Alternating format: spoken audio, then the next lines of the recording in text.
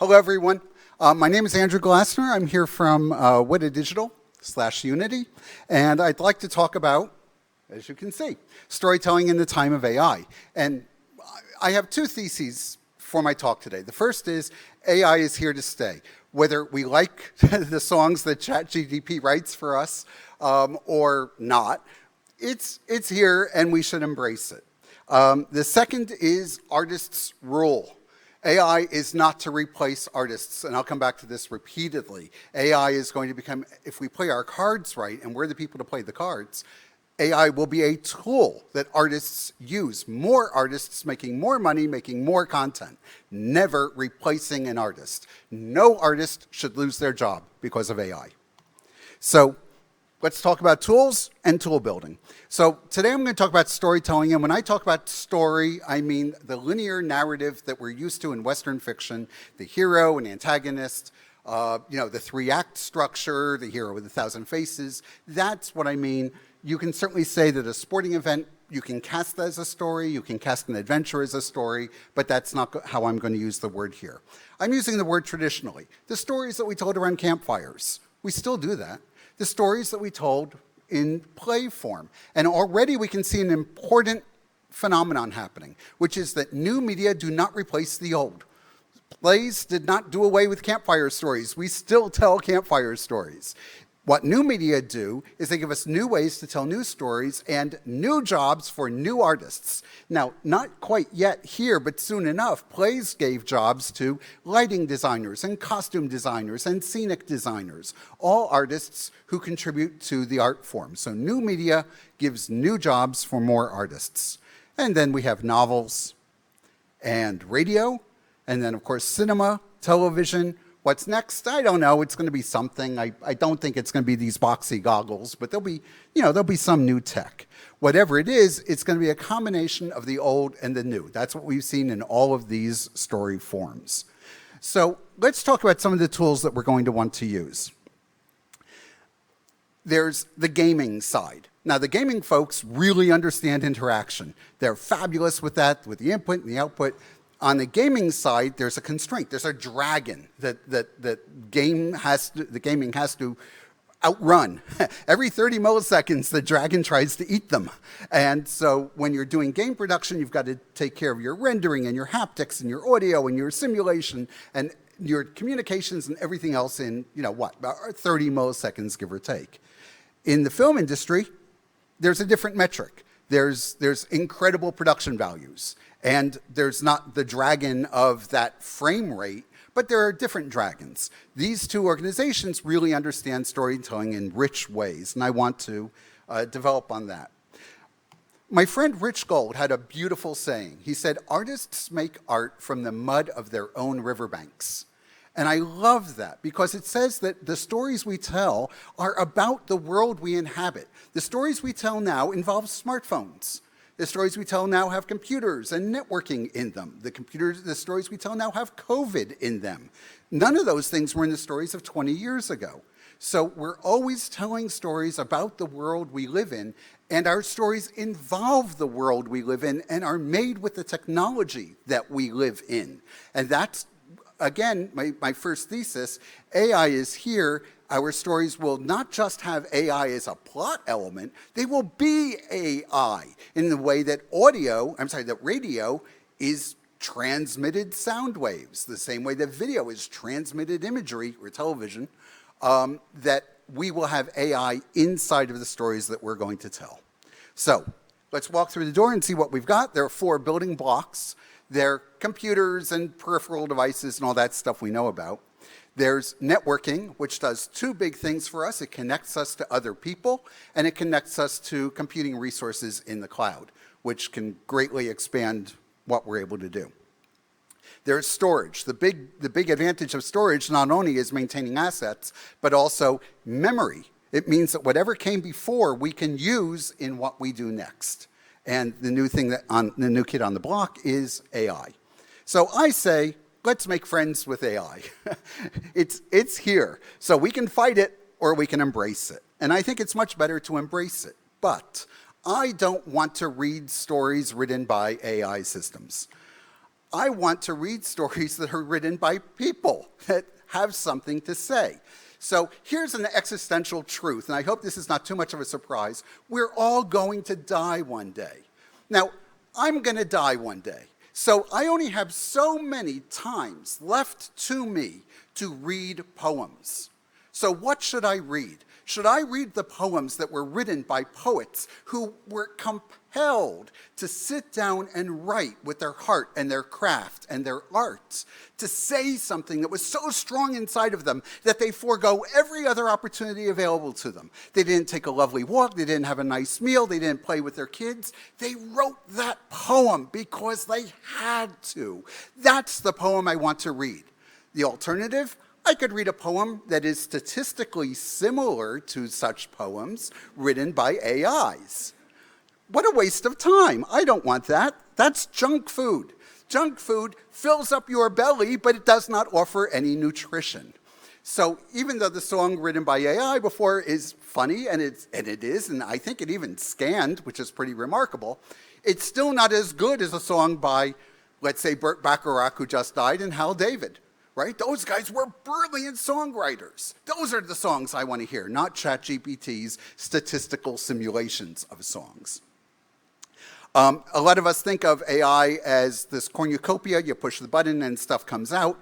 Limitless stuff comes out. And it does, but right now it's all very samey. Right? You can talk to a chatbot right now that was trained on the works of Plato or Karl Marx or Thomas Jefferson, and it will talk to you using the ideas from those characters, but it still sounds like the same chatbot. That will change. Those systems will get better, and we will have more diversity, and that will be great. Those things will sound like who they are. But always, the tools that we're using, as I've said before and I'll say again, are created and maintained and written and developed by artists. The hammer does not make the sculpture. The paintbrush does not make the painting. The AI does not make the work. It's the people that do the work. And so let's make tools that let artists continue to, make money and raise their kids and thrive. Now, storytellers are artists, the way I'm using these words. And we know that great storytellers endure. Why do they endure? Because they are people with something to say, and the talent and the craft and the art to say it well. Now, some people are storytelling in the moment, and their work is ephemeral. It's here and it's gone, and that's great too. As long as it reaches people and conveys a message, wonderful. But the stuff that endures is also wonderful because it was written by people who have craft, they have art, and they have a reason for writing. Again, not a statistical simulation of a good book. Now, how do we consume our media? We consume it often individually, by ourselves, in the cathedrals of our own mind. And that's wonderful, and those experiences can be absolutely phenomenal. But we also enjoy doing these sorts of things with other people. We enjoy cooperating and doing things together. And we can actually add competition to that. So we can either compete one-on-one or we can compete and cooperate at the same time. So here in a team sport, we cooperate with our team, we compete with the other team. And these experiences also can be exhilarating when shared. So there's a fundamental problem when we try to bring this kind of interactivity, this kind of audience participation using AI into a traditional story form. These two things are at loggerheads. They do not go well together. The key problem is conflict. Conflict is at the heart of a story. Get rid of conflict, your story dies. If Luke and Darth Vader are having their fight, on that platform, and they're fighting, and Luke says, I'm sorry. This isn't good. Let's compromise. You know what? I'll join you. We'll rule the galaxy. It'll be cool. Let's not fight. That's the end of the story. Now, maybe you've got another story you can tell from there, but that's the end of that story. Without conflict, stories die. And there's a problem. The problem is that we are conflict averse. But now, we all know drama queens. We all know people who, love conflict. But most of us don't. Most of us avoid conflict. It doesn't feel good. We try to resolve it. We try to compromise. We try to negotiate. We work things out.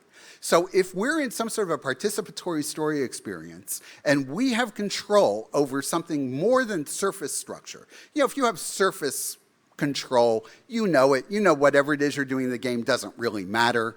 It can be fun, but you know you're not affecting the story. If we want you to actually affect the story, it has to have consequence, so it has to address the conflict. And what will most of us do? We'll try to get rid of the conflict. So this is a fundamental problem. There's really no way to obviously combine these things. This is something I've spent a lot of time thinking about, and I'll throw out one way that you can resolve this difficulty.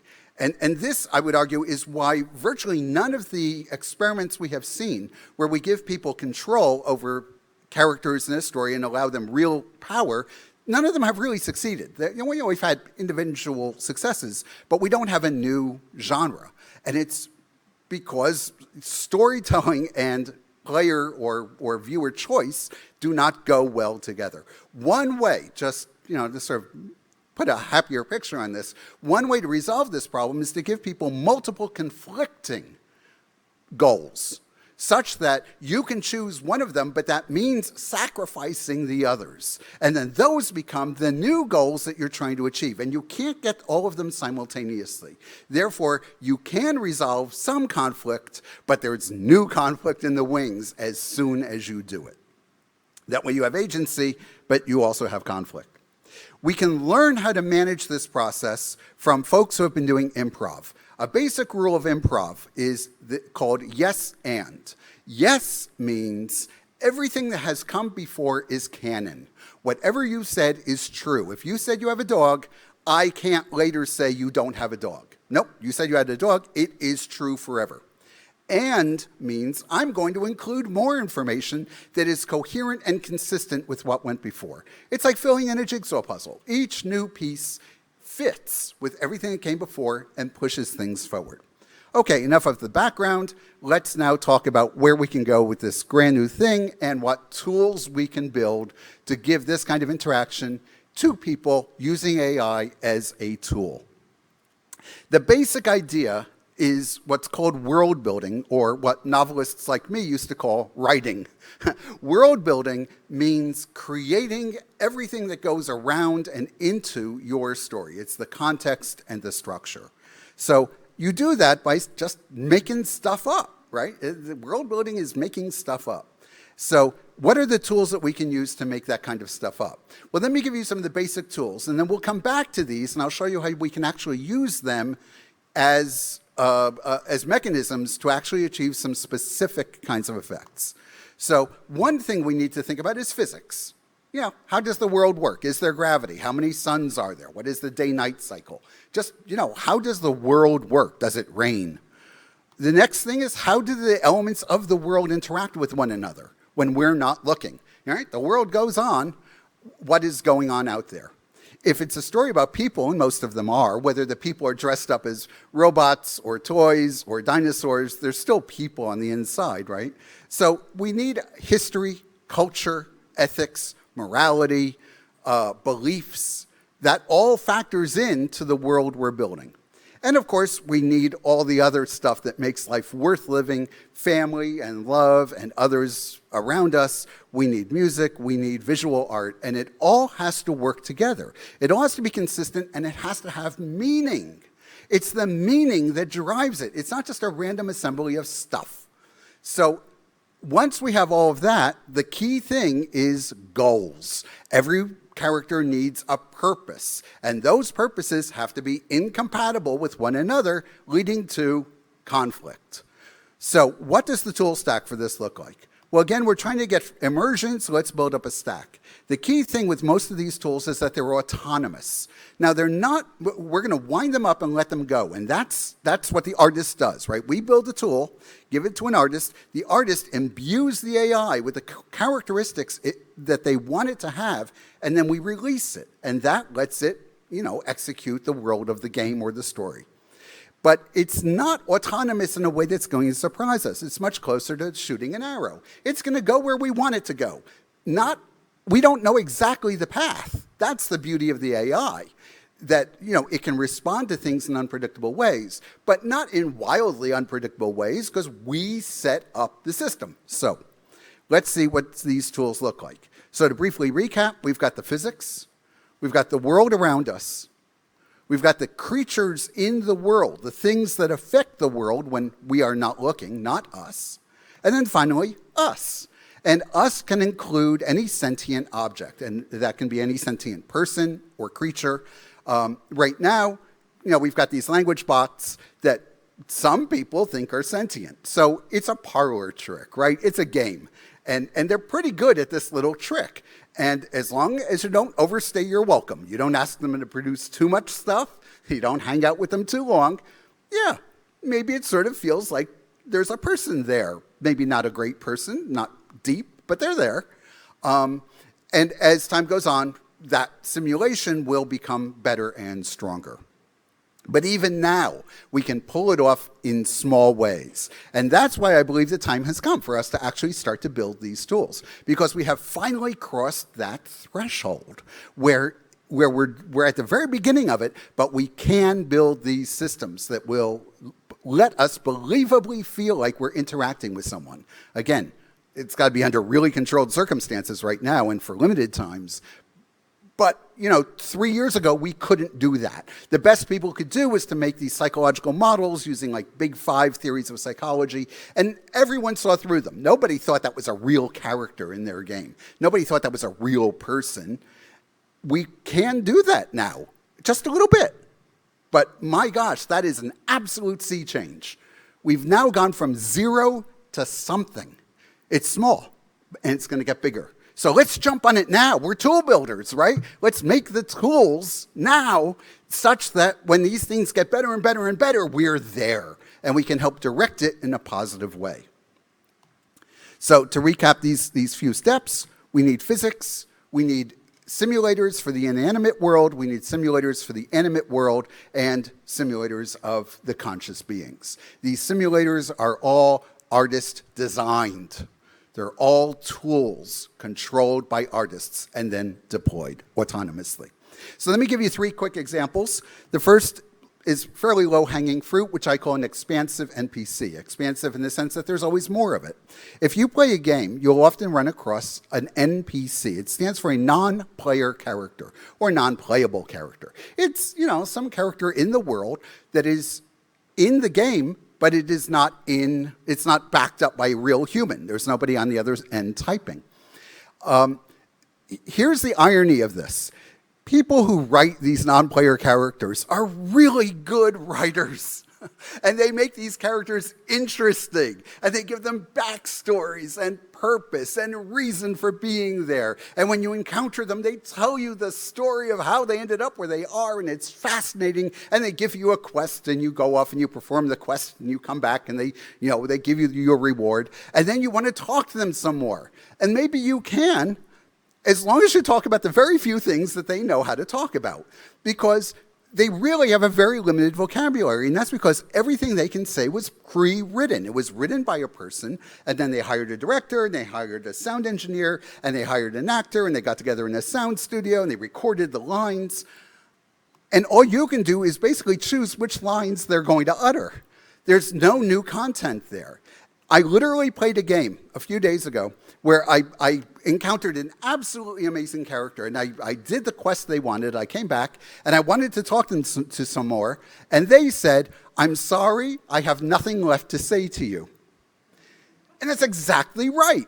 They had nothing left to say to me. They had used up all the lines in the database. All they could do was repeat them. Well, that's ridiculous. I want to talk to them. This writer made them fascinating. I want to chat. I want to ask them questions. I might just want to know how to get to town hall, but I wanted to know about, where they grew up and how they got into this business, and I want to have that conversation. Only like a year ago, we are now able to do that. That is absolutely remarkable. That's never happened before for us human beings. We've never been able to build a machine. We've had automata that are increasingly realistic, wind-up toys, we've had, simulations, but we've never really had something that you could buy into, and you could say, yeah, I think that there's kind of a person there.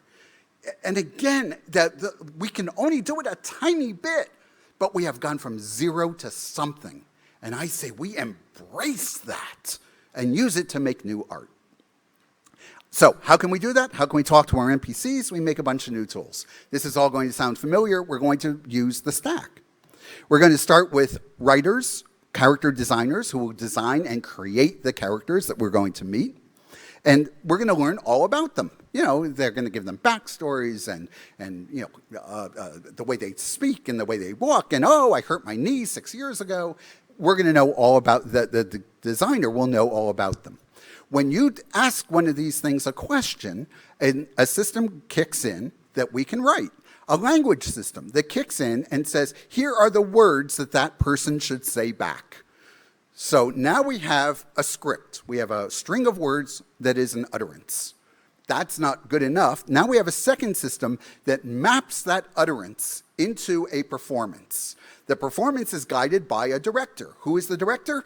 A system that we write, a tool that we build and give to an artist who says, here's how my director works. This is what I want from this scene. This is how this character behaves. Are they angry? Are they sad? Are they afraid? We know about them and we know why they are that way. Once we know that, we hand that off to a performance engine, again, that we create. And a designer, an artist designs how this person speaks. Do they use big words? Do they use little words? What's the rhythm of their language? What's the prosody? What is their mood? How are they feeling towards you? Are they upset because they have a rash on their leg? That all goes into the performance, designed not by AI, but by a human who has something to say, and then the AI executes it. So again, the stack, this is our familiar stack of tools. We begin with the design of the character, then the writer who writes the language, the director who determines how that language is to be spoken, and then the performer who utters it. Let me show you 2 more quick examples. Performance transfer. This is like style transfer, but let's just stick to gestural performance, just physical action. Suppose that you're playing a game, and I'm using game loosely. I'm talking about an interactive experience of high quality. And I don't want to keep saying interactive experience. It sounds nebulous. So I'll call it a game, but it can be much more. It doesn't have to have gaming components. It doesn't have to be a score. It could be just a living novel. But I'll call it a game. So you're in this context, and suppose that you're playing a reserved character. Your character in the game, maybe is Humphrey Bogart. So, or modeled after that, right? He's cool, calm, unflappable, and somebody says something amazing. And you go, oh! But that's not what Bogey would do. That's not what your in-game character would do. That's what you do. Now, you're not an actor. Most of us are not trained actors. And even those of us who are don't necessarily want to be actors in our spare time. You're sitting down having an entertainment. So you're just going to be you. We're going to transfer your performance. We're going to use a set of tools. First, we identify what it is you're doing. Hands are up, hands are to the side, you're going, oh. Then we classify. Well, we know how to build classifiers. So we build a classifier that identifies, where your hands are, maybe how they're moving, what's going on. Given that anatomical information and temporal information, we infer what it is you're expressing. Is it surprise? Is it confusion? Is it anger? Once we have that, we can map that into a new performance. How would Bogey respond to that? Oh, he wouldn't go, bleh. He would, one corner of his mouth would go up and a little smile. And then we hand that off to a performer. And the performer actually does that. That's what the other people in the game, or just you, if you're looking at video, will see. You'll see that character, just the corner of their mouth will go up. So again, the stack, we collect the data, we classify it, we infer its intent, and then we perform it. One last example, just to lock this all down. This is a simpler example of speech transfer. It's the same thing. You want to say something, but you don't want to say it the way your character would say it. And so we use our new tools. You say what it is you want to say, the way you say it. We collect that information and we represent it in an abstract way. Those of you who are into machine learning, I'm talking about a latent representation here. Then we project that onto the character. We tell the character, this is what we're trying to get across. And then finally, the character performs what you originally did or said. And again, the stack is the same. We analyze, make a representation, we project it, and then we perform it. So I'd like to wrap up and sort of hit the high points here again. The key thing here is that the AI is made up of, the system is made up of tools that we build that use AI as a mechanism. The AI is not a content producer that we push the button and walk away. It is absolutely an engine of our purpose. It is an engine of our intent. It is a paintbrush. It is a mallet for sculpting wood. It is not an autonomous, content generator. There's one thing I want to talk about because I think it's really relevant. Building these new systems is really hard, right? Building these large language models, that is the domain of these massive organizations who have millions and millions of dollars to gather data, clean the data, train the system, fiddle with the hyperparameters, until they finally get a system that works. And then, as we've seen with the chat engines, now you have tons of human beings who go in and edit and correct. That is an extraordinarily expensive enterprise. And so it's really a game only the very, very, very, very, very big companies play. And they will continue to make these things and provide them to us. Hooray, great. I mean, it's like, car companies. They design a car and we're able to buy it. The problem right now is, and I think it's temporary, at least I hope it is that these companies are falling all over themselves to make sure that the output of these systems is what we're now calling non-objectionable, right? They don't want hate speech. They don't want bigotry. They don't want evil things to come out. Well, it's a big world. Who decides what's objectionable? Is it going to be, a bunch of government people? Is it going to be a bunch of people at some big company in a boardroom? This is what we call censorship, and censorship is a hard problem. We've never worked out how to do it. Since the founding of the United States, we've wrestled with what it means to have free speech, and we consistently come down on the side of free speech is really anything that doesn't immediately endanger other people. And if it's awful speech that we violently disagree with, well, that's the price we pay for free speech. Because we don't want, the king to tell us what we can say and what we can't say. Who is the king to tell us? Or should we listen to the mob? Should we listen to the biggest group of people who are screaming the loudest today in this place? Are they the ones who should tell us what's objectionable? Right now in the United States of America, there are states that are banning books. They're banning them from libraries and they're banning them from schools. What they're doing is the state is saying, these are ideas that you should not be thinking. This is not how we should go. This is not what we want our language models to be. And if we use the models that are being built by these organizations, I think they darn well better not be non-objectionable.